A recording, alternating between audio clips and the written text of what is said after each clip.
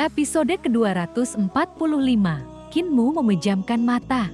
Beberapa saat kemudian, Wulinger dan Yan Jingjing akhirnya pulih dari efek cahaya yang menyilaukan. Di dalam Sunwell, aku melihat mata surgawi milik Ziking, kata Kinmu sambil tetap menutup mata. Sejak saat itu, ada sesuatu yang tercetak di mataku, seolah-olah semua jejak pada mata itu berpindah ke dalam pupilku. Bisakah kau melihat sekarang? Tanya Yan Jingjing dengan gugup. Bisa. Yan Jingjing, yang penglihatannya telah banyak pulih berkat pengobatan Kinmu, segera mendekat. Dengan lembut ia menopang bahu Kinmu. Suku Sun Harder memiliki teknik khusus untuk mengendalikan mata. Namanya Pleiade Sun Star Hoops. Jangan buka matamu dulu. Biarkan aku mengaktifkan teknik ini agar bisa memeriksa keadaan matamu.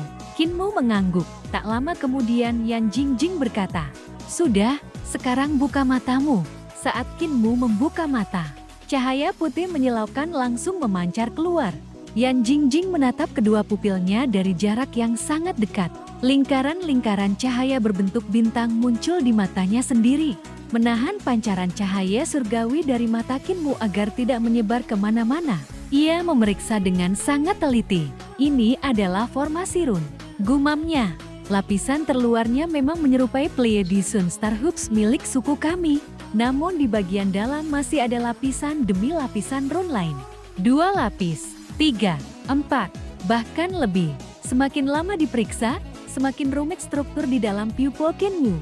Lapisan demi lapisan lingkaran menyerupai matahari yang terus memanjang ke kedalaman, seolah tak berujung. Di pusat semua lapisan itu, bisik Yan Jingjing, ada sesuatu yang tampak seperti matahari. Setelah selesai memeriksa, ia berkata, "Aku akan mengajarimu Pleiade Sun Star Hoops. Cobalah menggunakannya. Mungkin teknik ini bisa mengendalikan tanda yang ada di matamu." Kinmu mengangguk pelan. Baru saat itu, Yan Jingjing menyadari wajah mereka begitu dekat hingga hampir bersentuhan. Kinmu bahkan menahan napas agar embusannya tidak mengenai wajah gadis itu. Tatapan mereka saling bertemu. Cahaya bintang di mata keduanya berkilau indah. Namun suasana itu tiba-tiba pecah oleh suara Wulinger. "Tuan muda, pemeriksaannya belum selesai. Kok tiba-tiba diam saja?" Kinmu segera menjawab, Masih diperiksa." Yan Jingjing tak kuasa menahan tawa. Wulinger yang merasa penasaran langsung berenang mendekati suara mereka. Karena tak mampu melihat jelas akibat cahaya di mata Kinmu, ia hanya mengikuti arah suara hingga berada tepat di tengah-tengah mereka. Akar rubahnya mengibas air hingga memercik ke wajah Kinmu dan Yan Jingjing. Keduanya buru-buru menjauh sambil menyembunyikan rasa canggung. Wulinger lalu duduk tepat di antara mereka.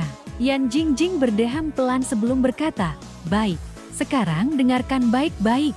Aku akan mengajarkan Pleiade Sun Star Hoops." Ia menjelaskan setiap langkah teknik tersebut. Kinmu belajar dengan sangat cepat. Setiap kali ada bagian yang belum dipahami, ia langsung bertanya hingga akhirnya berhasil menguasainya. Begitu teknik itu dijalankan, lapisan demi lapisan lingkaran bintang di dalam pupilnya perlahan meredup. Namun inti berbentuk matahari di bagian terdalam tetap tidak menghilang. Kini saat membuka mata, cahaya menyilaukan itu sudah tidak lagi memancar keluar. Hanya sesekali sinar tipis berkedip dari kedalaman pupilnya. Yan Jingjing kembali memeriksa. Sepertinya Pleiade Sun Star Hoops hanyalah sebagian dari teknik mata surgawi itu. Karena tidak lengkap, teknik ini tidak mampu menekan tanda matahari yang berada di inti. Wulinger ikut mendekat dan menatap mata kanan Kinmu dengan serius. "Tuan muda, ada bintang di matamu." Kinmu tertawa kecil. "Itu memang Pleiade Sun Star Hoops. Jangan mengganggu dulu." Lalu ia berkata kepada Yan Jingjing, "Jejak mata surgawi Ziking telah tercetak di mataku. Mungkin kita bisa mempelajari teknik mata surgawinya dari sini." Itu adalah mata surgawi nomor 1 pada era Fending Emperor. Yan Jingjing menggelang pelan. Hanya mengandalkan jejak seperti ini hampir mustahil untuk menyusun kembali seluruh tekniknya.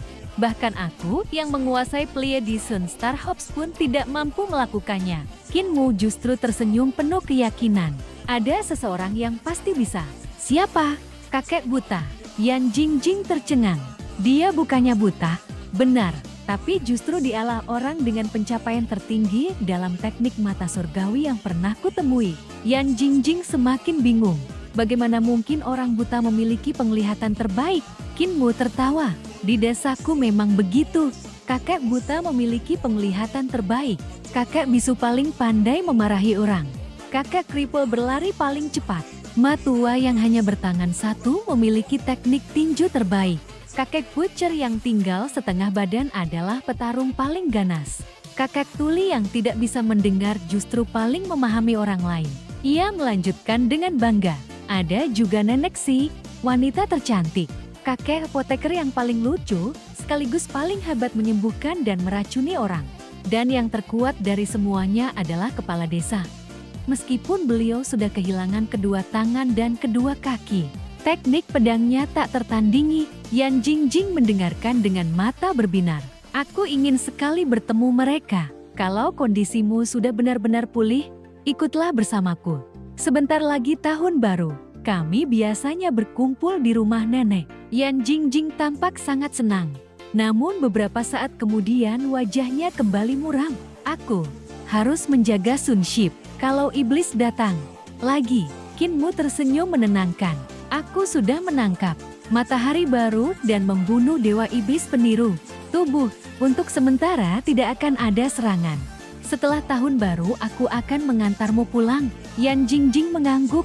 Meski masih sedikit gugup, aku belum pernah meninggalkan suku sendirian. Tenang saja, aku akan menjagamu. Tak lama kemudian beberapa wanita dari suku Sun Herder datang membawa pakaian baru. Yang mulia, pakaian Anda telah selesai. Qin Mu hendak berdiri, tetapi langsung merasakan hawa dingin di bagian belakang tubuhnya. Ia buru-buru kembali duduk. Linger, Saudari Jing, tolong berbalik dulu. Aku ingin berganti pakaian.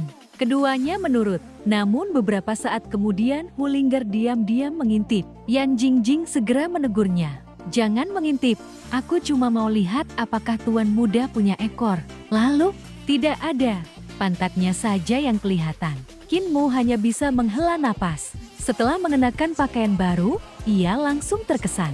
Jubah biru langit itu dihiasi sulaman matahari, bulan, naga, dan burung phoenix dengan desain sederhana namun elegan. Yang lebih mengejutkan lagi, pakaian itu ikut berubah mengikuti bentuk tubuhnya. Saat ia menjalankan teknik 9 naga dan otot-ototnya membesar, pakaian itu juga ikut meregang tanpa rusak. Luar biasa. Benar-benar hasil karya klan bulu surgawi. Saat kembali masuk ke kolam, pakaian itu bahkan tidak menjadi basah. Air sama sekali tidak menempel pada kainnya. Kolam tersebut dipenuhi ki yang murni yang mampu memulihkan tenaga hidup. Qin Mu menjalankan Overlord Body Sri Elixir teknik. Menyerap ki murni itu hingga kultivasinya perlahan meningkat dan ki vitalnya menjadi semakin murni. Selama beberapa hari mereka terus berendam di sana. Luka Hu Lingger sudah lama sembuh, tetapi ia tetap tinggal. Qin Mu memanfaatkan waktu itu untuk mengajarinya berbagai teknik, seni pedang, dan keterampilan bertarung. Ia juga terus berdiskusi dengan Yan Jingjing mengenai pengetahuan tentang mata surgawi. Beberapa hari berlalu begitu cepat. Tubuh Yan Jingjing memang telah pulih, tetapi kondisinya masih sangat kurus. Sun Ship telah menyerap terlalu banyak kekuatan hidupnya selama bertahun-tahun sehingga ia membutuhkan waktu lama untuk benar-benar sembuh. Suatu hari Qin Mu berkata, "Ayo kita berangkat." Yan Jingjing tampak ragu. "Aku rasa kepala suku tidak akan mengizinkanku pergi. Aku belum pernah meninggalkan Sun Ship." Qin Mu tersenyum nakal. "Kalau begitu kita tidak perlu memberitahu beliau. Kita menyelinap saja." Wajah Yan Jingjing langsung memerah karena bersemangat. "Benarkah begitu?" Qin Mu meminta mereka menunggu. Lalu pergi menemui kepala Sun Herder dan Yu Zhouqing. Yu Zhouqing telah memutuskan membawa klan bulu surgawi pindah sementara ke Kekaisaran Perdamaian Abadi. Mereka hanya menunggu perintah Qin Mu. Setelah mengumpulkan Xiu Xiang, Ling Yuxiu, naga kilin, serta para naga banjir, Qin Mu berpamitan kepada kepala Sun Herder. Sementara itu, Hu Lingger diam-diam menyembunyikan Yan Jingjing di tengah rombongan klan bulu surgawi. Kepala Sun Herder mengantar mereka hingga keluar. "Yang mulia," katanya sambil tersenyum, Tolong jaga Sun Guardian kami baik-baik. Qin Mu terdiam sesaat. Rupanya kepala suku tua itu sudah mengetahui semuanya sejak awal.